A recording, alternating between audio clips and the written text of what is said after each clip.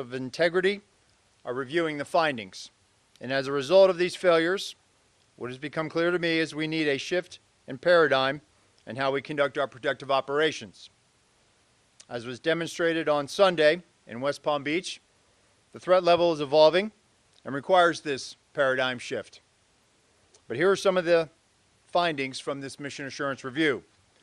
With respect to command and control of the site in Butler, Pennsylvania, the Secret Service has the main responsibility of building the site plan. We cannot abdicate or defer our responsibilities to others. Advanced team personnel have an obligation to ensure that each site meets the protective requirements and principles of Secret Service methodologies. The Secret Service did not give clear guidance or direction to our local law enforcement partners. There were communication deficiencies between law enforcement personnel at the site. For example, the Secret Service did not co-locate its security room with local law enforcement. There was an over-reliance on mobile devices, resulting in information being siloed. For example, at approximately 18:10 local time, Secret Service informed personnel that local police were addressing an issue at the 3 o'clock of the outer perimeter.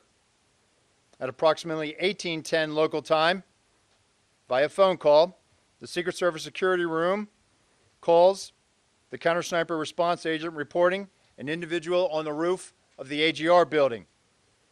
That vital piece of information was not relayed over the Secret Service radio network.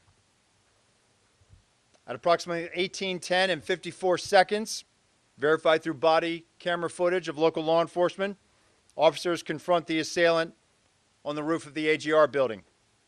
At 18:11:05, via phone call, a site agent calls the assistant site agent to find out what exactly is going on at the 3 o'clock, and during that call, shots ring out. At 18:11:32, verified through body camera footage, the first series of shots are fired by the assailant. At 18:11:36, again verified through body camera footage, a second series of shots are fired by the assailant. At 18:11:47, through body camera footage, Secret Service counter-snipers neutralized the threat. With respect to diligence, line-of-sight issues were acknowledged, but not properly mitigated. Issues were encountered the day of the visit with respect to line-of-sight concerns, but they were not escalated to supervisors. While some members of the advance team were very diligent, there was complacency on the part of others that led to a breach of security protocols. With respect to accountability, the Mission Assurance Review has identified deficiencies in the advanced planning and its implementation by Secret Service personnel. These employees will be held accountable, and this agency has among the most robust table of penalties in the entirety of the federal government. And these penalties will be administered according to our disciplinary process. But due to federal regulations, I cannot get into personnel matters as they are proceeding.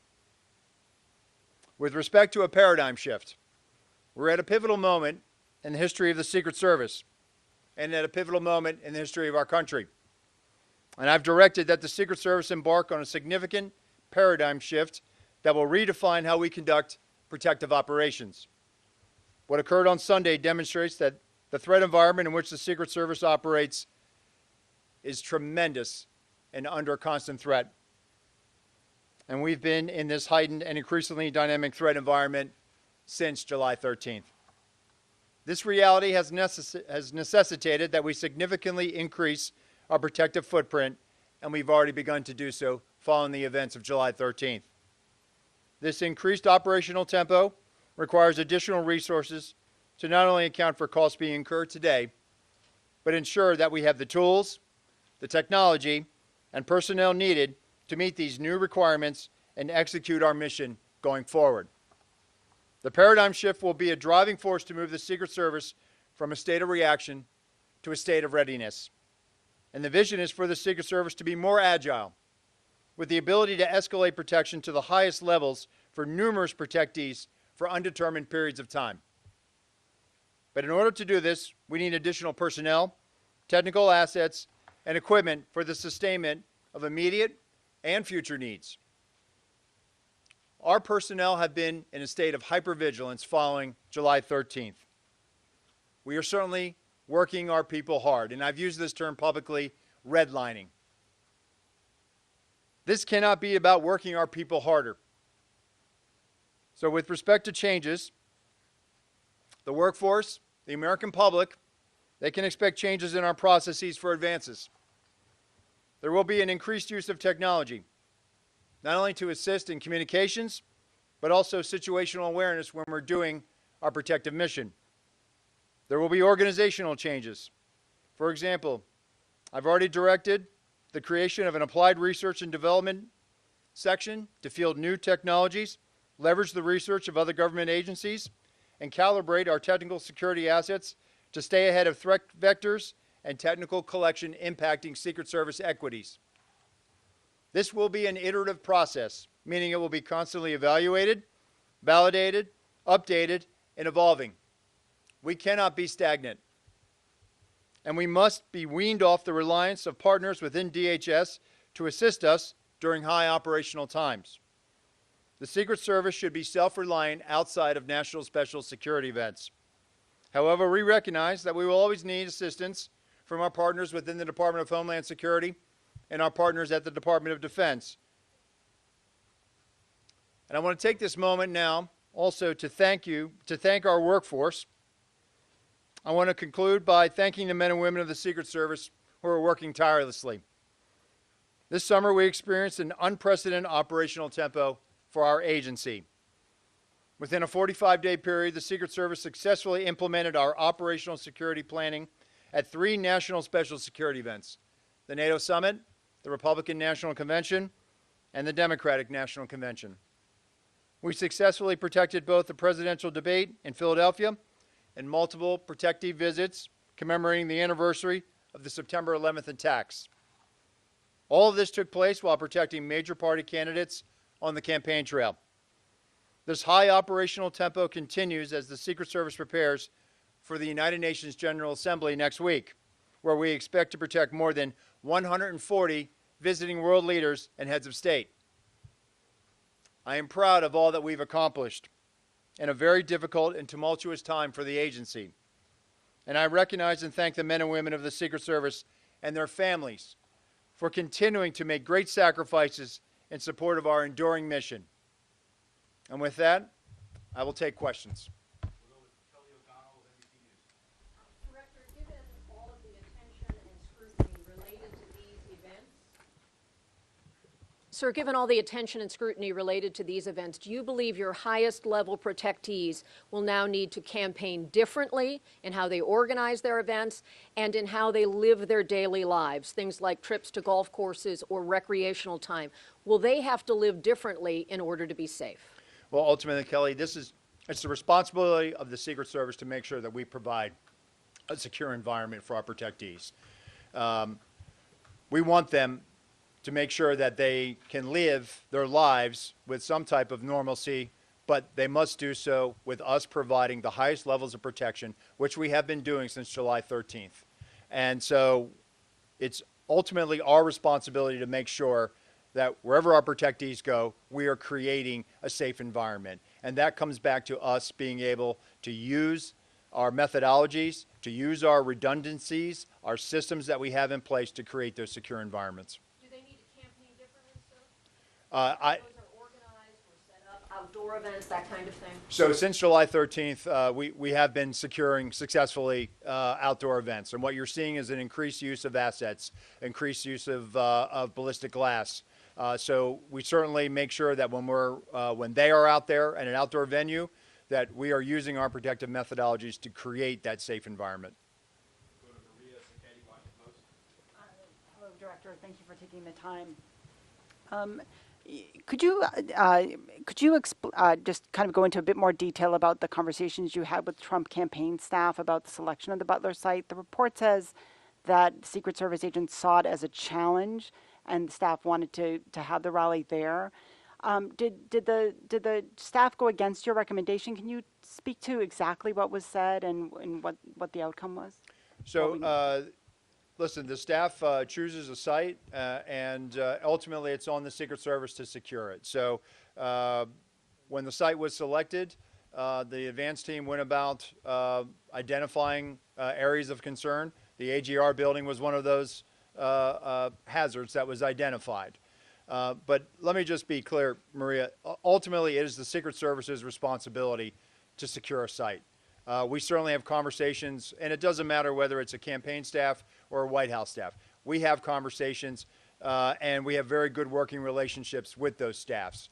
But ultimately, it is the Secret Service's responsibility to secure a site.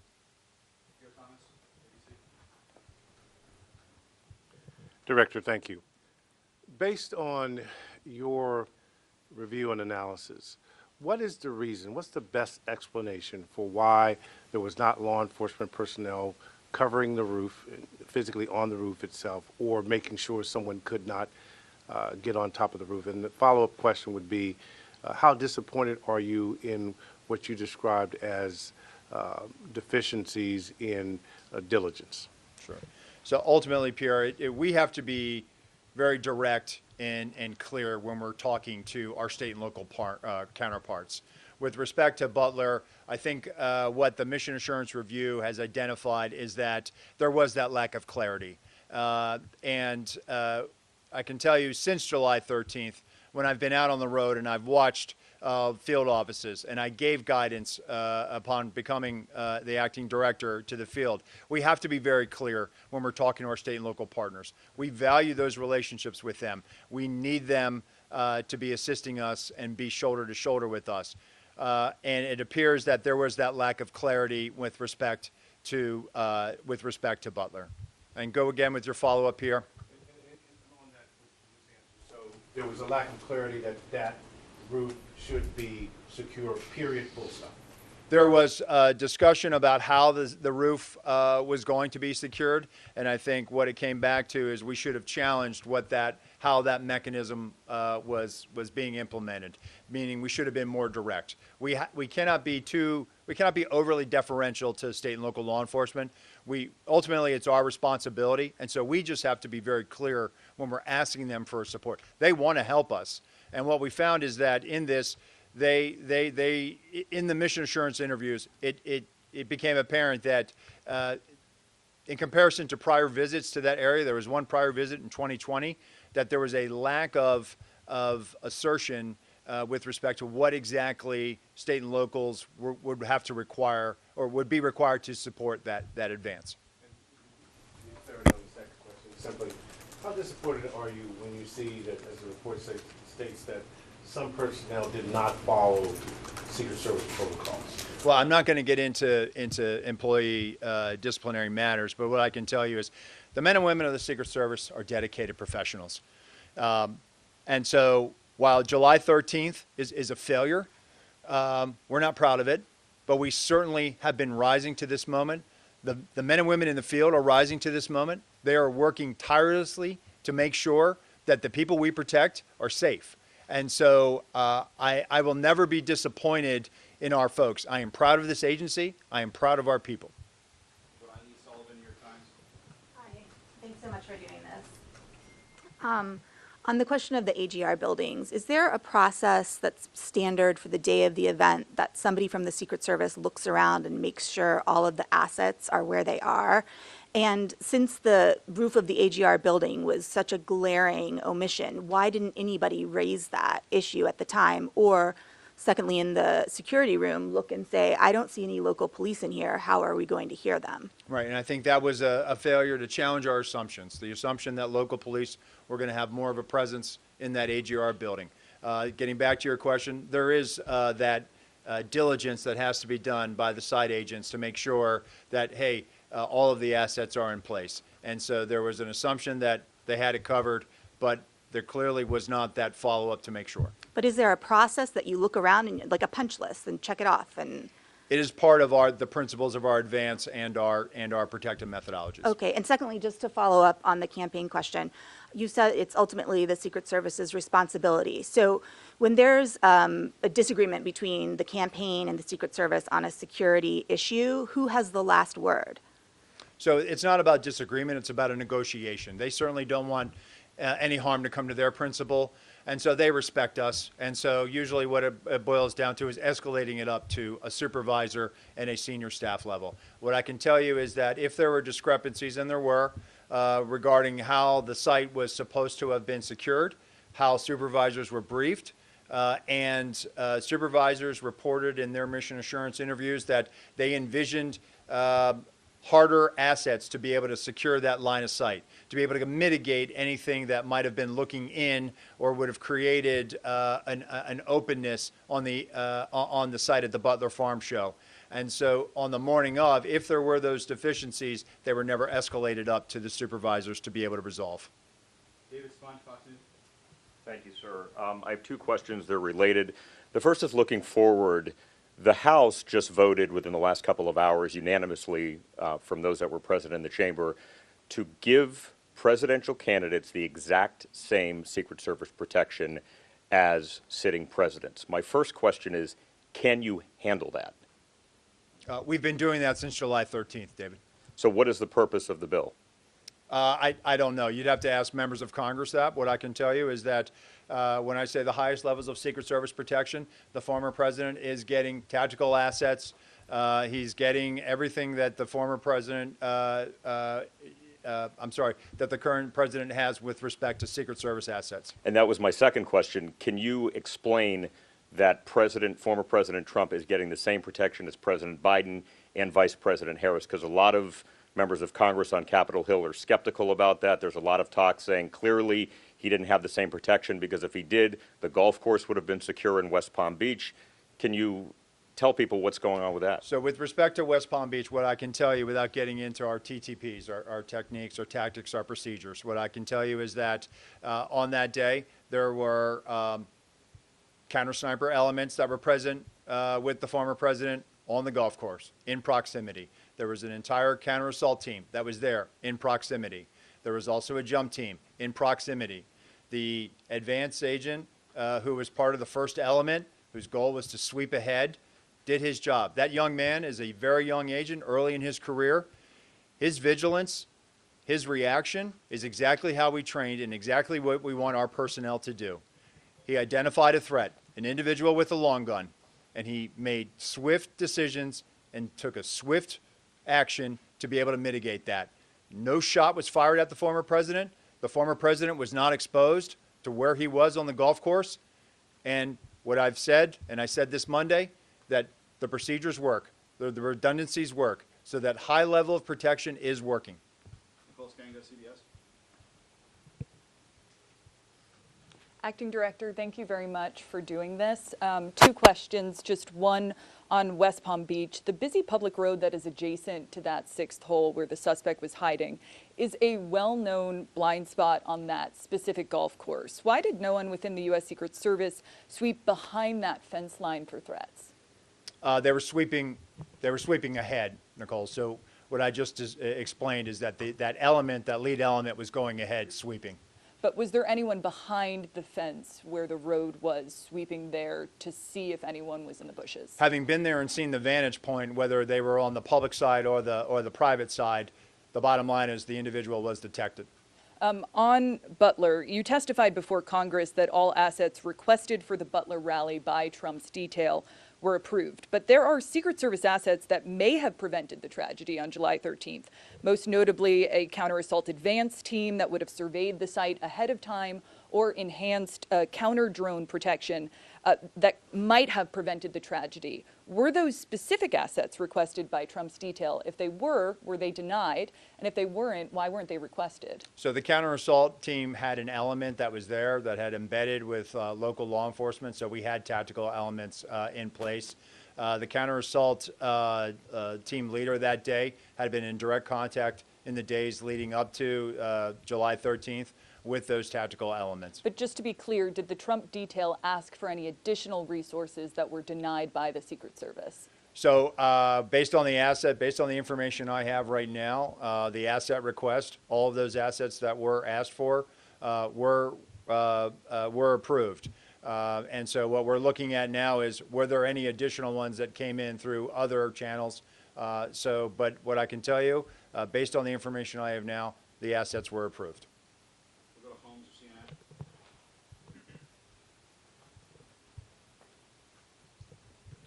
Two questions. When we're talking about Florida and the idea that this was the Secret Service working as it should, does this mean that no security will change for Trump when he goes golfing again? Well, I think what we try to do, Holmes, after every incident, we look at it. What could we have done better? We look at everything. And it doesn't matter whether there's a critical incident that occurs. So we are looking and we're reevaluating to look at, do we need? I've had conversations with Sheriff Bradshaw in Palm Beach County. And so I will leave it to the local field office to carry on those conversations about making changes. That's where I'll leave that. And then on Butler, if we can drill down on the specific timeline a little bit, at 6:08, we know that a local radio call went out that a man was on the roof. Now, my understanding is that the state police were in a separate area with locals, and their job was to communicate any local chatter to the Secret Service.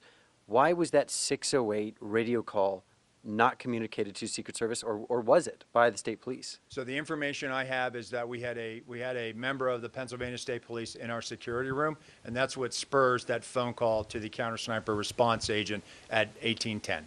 And so the state police never communicated a local radio call at 6:08 to the What I'm Secret saying Service. is that the personnel that was in the security room passed that information, and that triggers the 1810 phone call. Okay. We'll go to Rebecca Beach with the Hill.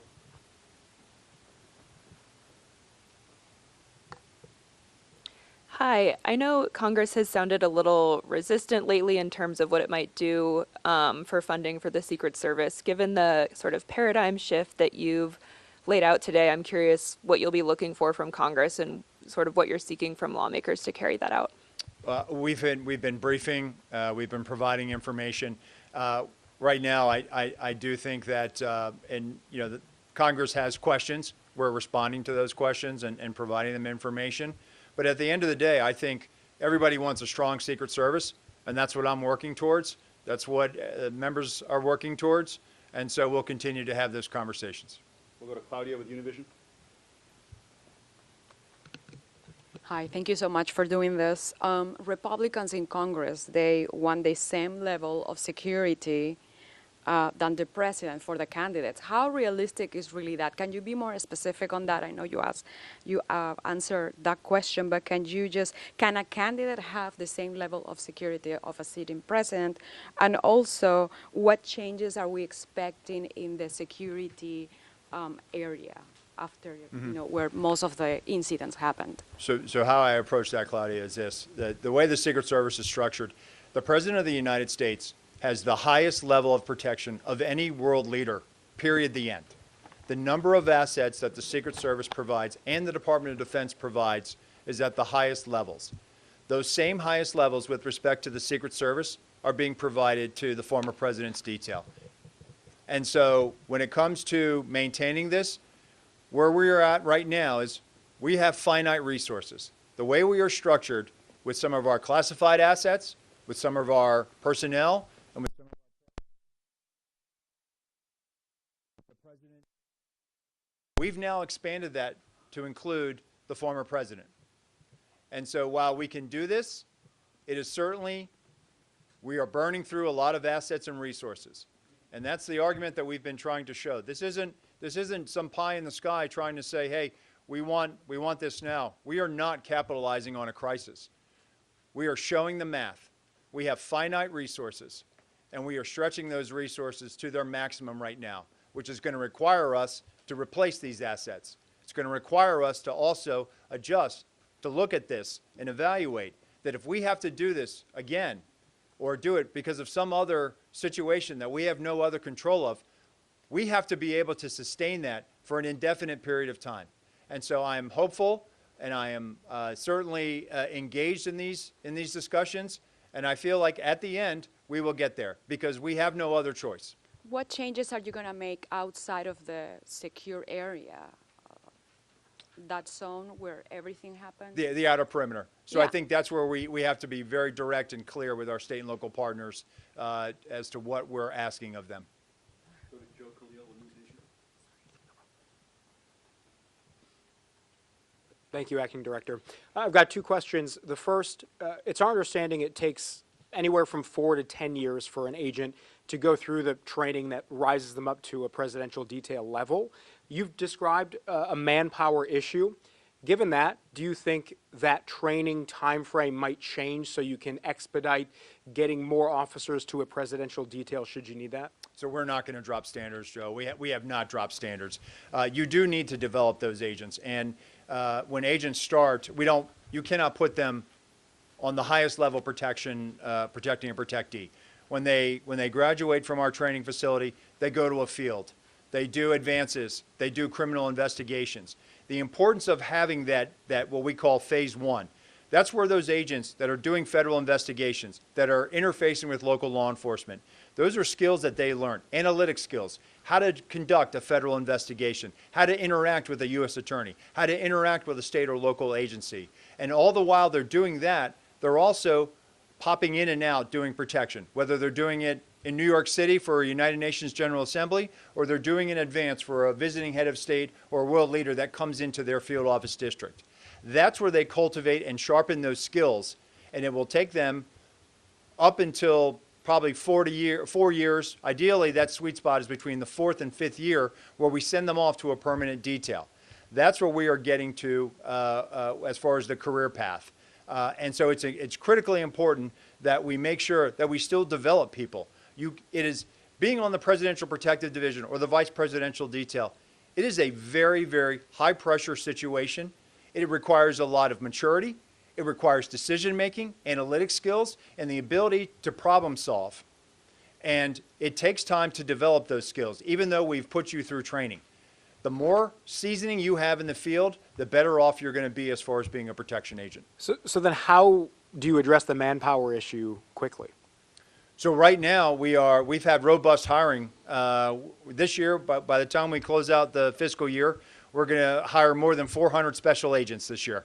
Right now, looks like we're going to have a net gain in the hundreds, triple-digit net gains, something that we have not seen in a little while. I can tell you that applications right now are at an all-time high for applicants seeking employment with the United States Secret Service. So I do believe that we are going to meet this. We have no choice. We have the 2028 Summer Olympics ahead of us in Los Angeles. The Secret Service will be responsible for the security planning of that. That is going to require a tremendous amount of personnel, tremendous amount of resources, and a tremendous amount of collaboration with state and local and other federal partners. We are going to get there. We are getting there now. We have filled all of our training classes going into this next fiscal year. So we're getting there. We have turned the corner. We're showing those metrics to Congress, and I think that's the question that they've had, and we are going to show them that we can deliver on this. And just second question is, former President Trump has said that he is going to the Alabama-Georgia football game this weekend. Are those kinds of events particularly concerning, given he could be around tens, if not hundreds of thousands of people? So I'm not going to comment on protectee schedules. What I'll tell you is that each event is complex and each advance is different. And those advance teams, they know what they have to do to make a secure environment for our protectees. Toby with EWTN. Thank you for doing this. You said we were now moving into the accountability phase of this Butler investigation. You did not want to discuss names of who might be punished, so to speak, but can you give us more detail, at least maybe how many people would face punishment or repercussions for what happened in Butler, at what levels of the organization those people represent, and what level of punishment, again, they may face? So again, I can't comment on this. This is a personnel matter that is still pending. What I will tell you is that I have not asked for anybody to retire. That was not, I know some of that was reported. That is false. And with respect to the disciplinary process, it will be handled in accordance with our table of penalties. That will be led by the Office of Integrity in coordination with our Office of Professional Responsibility. And then one follow-up as well. All this talk about making things more robust, more agents in the field, this type of thing. This is not the first presidential election you guys have had to secure. So why weren't all those moves put in place prior to this year's election? So the former president has had robust security around him since he left office, more robust than prior former presidents. Jackson, Richmond.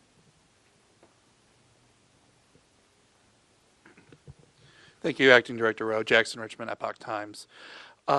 Has security been adjusted or increased following the Florida attempted assassination attempt? After all, according to Congressman Matt Gaetz, a DHS official has warned that there are 5 assassination teams targeting former President Trump.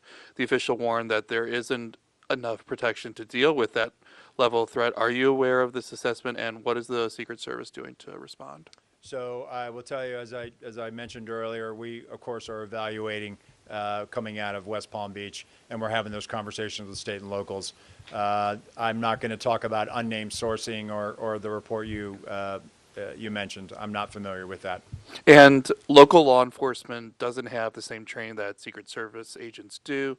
Will the Secret Service be training local law enforcement ahead of events as to prevent another Butler?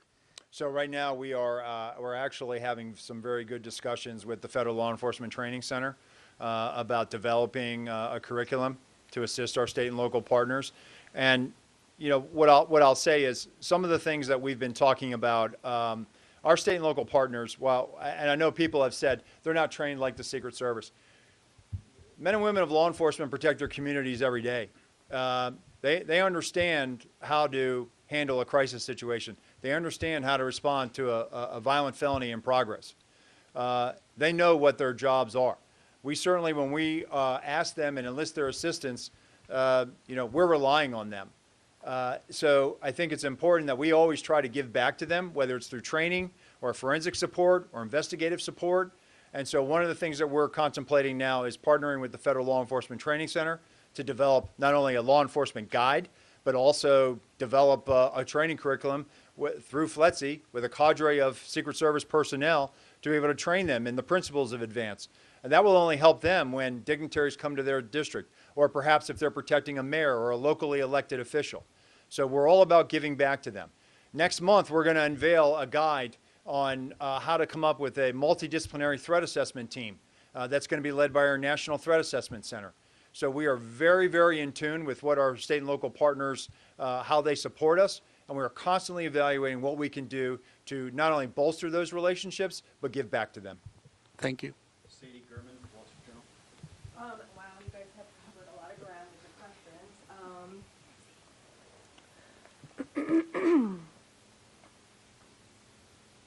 I guess I would just ask, guys, I don't know. You guys have really covered it. I'm sorry. I'm gonna give my question to someone else. You only get one. Anthony? Rebecca with the Associated Press.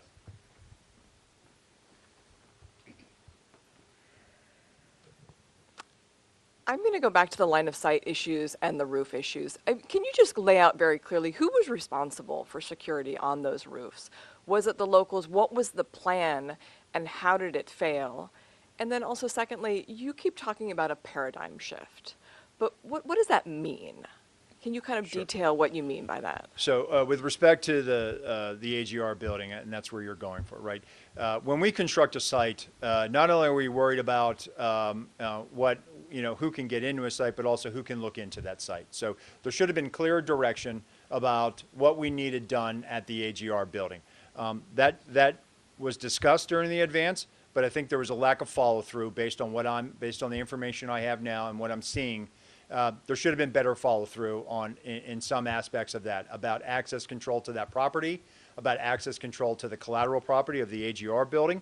And so it was about not giving the state and locals clearer direction on what we needed done.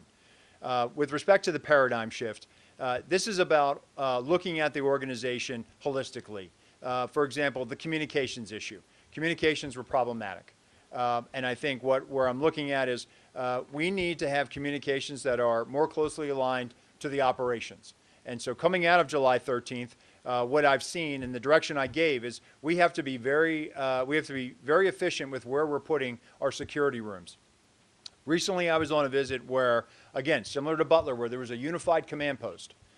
Just as there was in Butler, there was one at this location, where not only did you have emergency services insofar as fire life safety, but you had emergency management officials. You had the highway patrol and the state police in that room. You had local law enforcement in that room. You had Secret Service agents in that room monitoring frequencies and listening to what was going on those state and local networks. In addition to that, the locals were flying a drone in proximity to the site. That drone feed was being beamed into that unified command post, and our agents had total domain awareness about what was going on. Also, they had traffic cams. They were able to pipe in those traffic cams into that unified command post.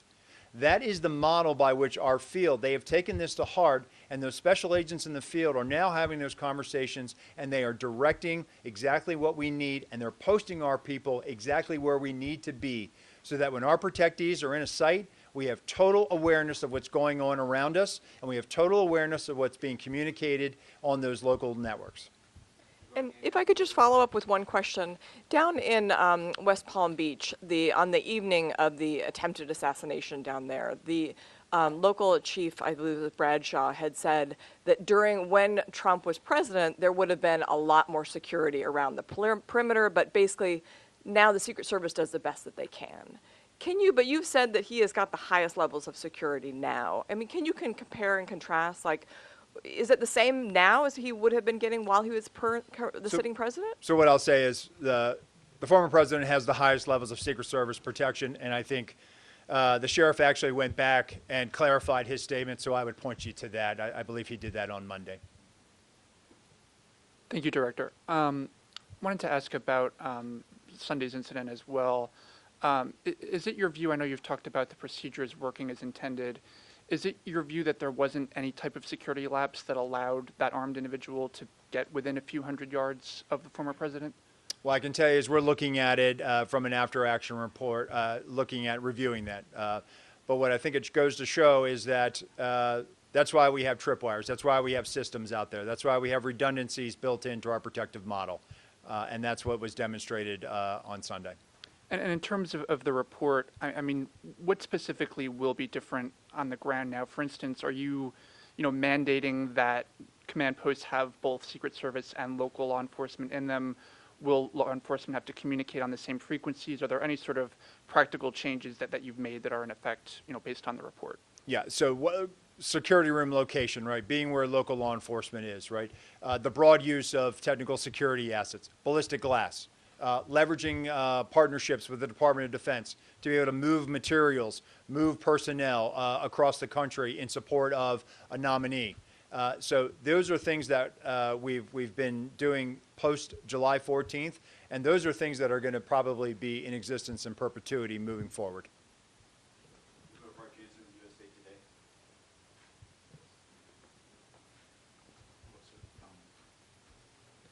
I also had a question about Florida. Can you say whether there's any indication that this suspect might have surveilled golf courses any time before Sunday, or what led him to choose that day to be there for maybe 12 hours?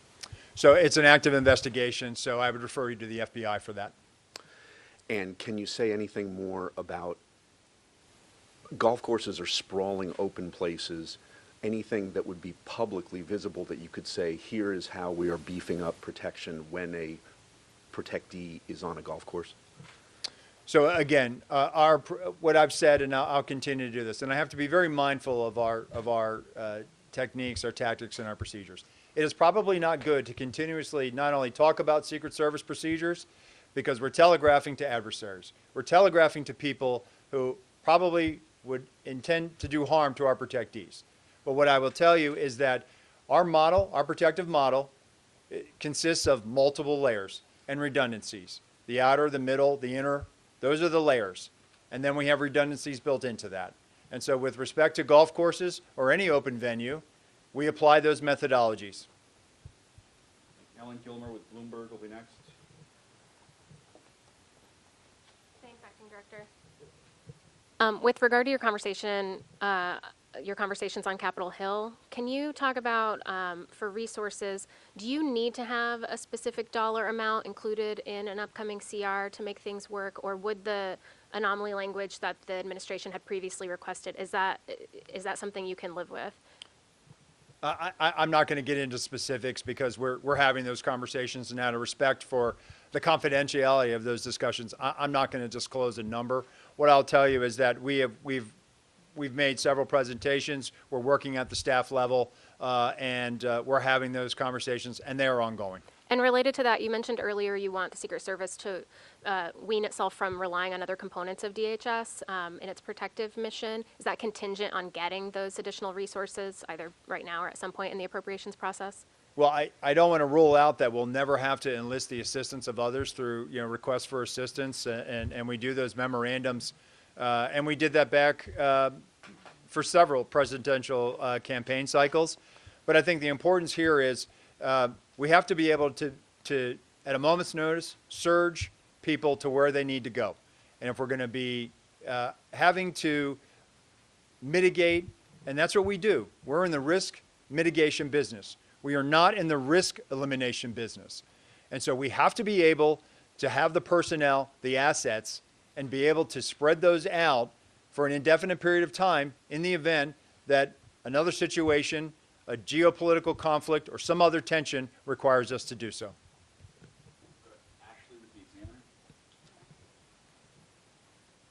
Thank you.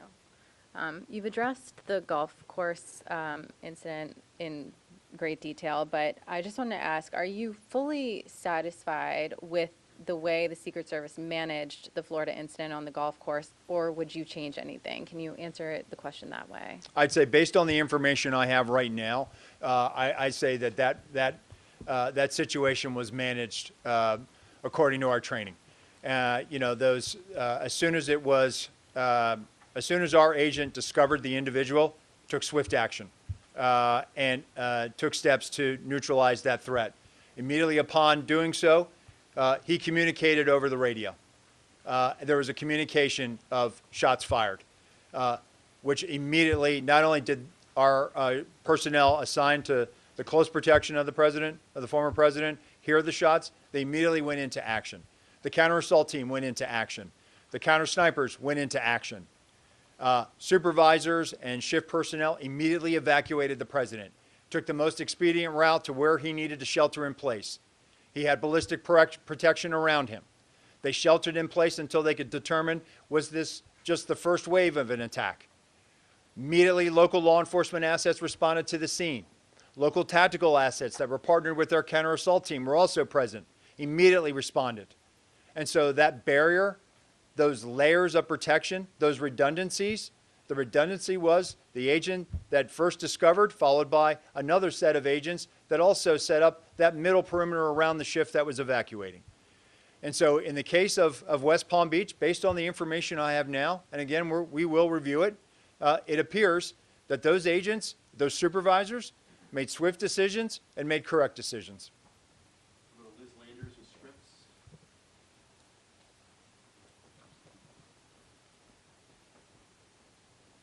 Thank you. Hi, Acting Director. I want to drill down on this issue of resources.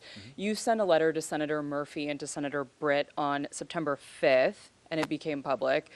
And it said in the letter, you wrote, "We do not believe that the security failures of July 13th, 2024 was the result of a lack of resources." I'm hearing you talk over and over again, and it says here at the bottom of this press release you guys have today, the agency must increase its protective footprint, including personnel, technical assets, and equipment. How do you square those two things? How do you ask Congress for more money when you yourself have determined that what happened on July 13th was not a lack of resources? So how I square that is as follows. Following July 13th, we immediately took steps to elevate the vice president, the former president, to the highest levels of Secret Service protection.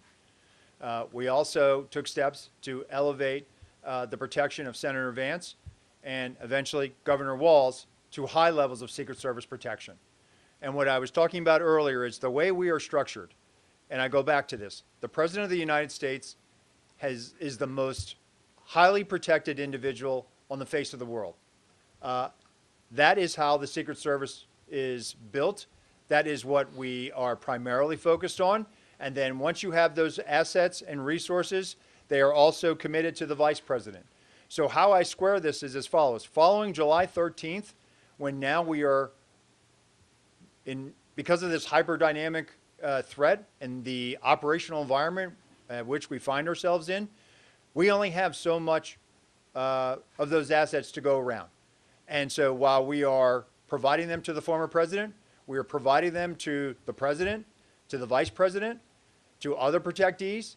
And so at this point, what I'm telling Congress is we can do this and we will do this, but there has to be a replacement. There has to be life cycle replacement on this. There has to be, if we're going to be called upon to do this again or do this now, because the threat is not waning. The threat is not going to evaporate anytime soon. And so we have to be prepared for this. And that is the argument that we have been making, and we have certainly made some inroads, and we're having these productive conversations with the Hill. Can I just ask you also, will the Secret Service have the resources to protect the Capitol on January 6th? I know that's now been designated. The agency will be leading the protective services detail for that day. You're describing protecting all these different people right now. How will January 6th play out? So the January 6th proceedings were designated a national special security event. We are the lead security planner for that. But again, we have great partnerships with all the law enforcement agencies in Washington, D.C., and most notably the U.S. Capitol Police, which are our partners when we do the State of the Union or when we do any event at the Capitol that rises to a national special security event, like the State of the Union or state funeral. So you feel confident you will have the personnel, technical assets, and equipment you need for that day? We will have what we need. Director, last question is going to go to the floor. Move